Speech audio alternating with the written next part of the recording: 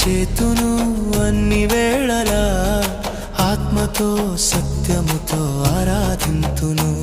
నా ప్రాణ ప్రియుడు యేసయ్యకు, నన్ను కన్న తండ్రి నా యేసుకు.